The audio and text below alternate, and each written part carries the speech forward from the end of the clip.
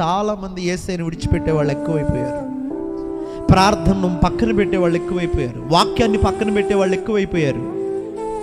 యేసయ్య ప్రారంభంలో నచ్చాడు చాలామందికి, ఎందుకంటే స్వస్థత చేశాడు, ఆశీర్వాదించాడు. చాలామందికి ఎన్నెన్నో గొప్ప గొప్ప కార్యాలు చేశాడు. యేసయ్య అంటే మాకు ఇష్టం.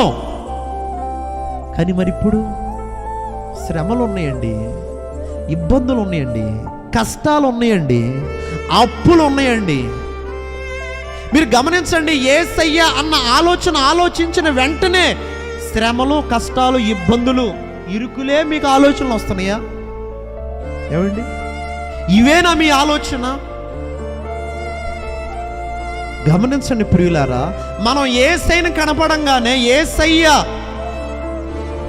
అనే ఆలోచన రాగానే నీకు గుర్తుకు రావాల్సింది నీ కష్టాలు కాదు, నీవు కలిగి ఉన్న ఆశీర్వాదం, నీకు దేవుడు చేసిన కార్యాలు, దేవుడు చూపిస్తున్న కృప, దేవుడు నీ పట్ల కలిగి ఉన్న ప్రణాళిక, ఇవన్నీ గుర్తుకు రావాలి. కానీ అదేంటో తెలియదండి. క్రిస్టియానిటీలో ఇన్ డెవోషనల్గా ఆలోచిస్తే శ్రమలు, కష్టాలు, ఇబ్బందులు, ఇరుకులు.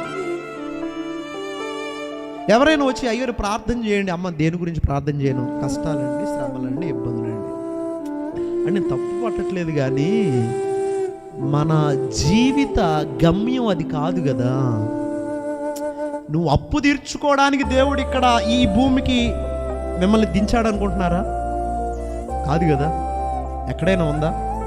నీ అప్పులు, నీ కష్టాలు ఇవన్నీ తీర్చడానికి ఈ భూమి మీదకి నిన్ను పంపించాను అని ఎక్కడైనా ఉందా? ఆయన చిత్తాన్ని నెరవేర్చడానికి మనం వచ్చాం. ఆయన మార్గాన్ని గుర్తెరగాలి, ఆ మార్గం గుండా మనం నడవాలి, అది కంటిన్యూగా ఉండాలి.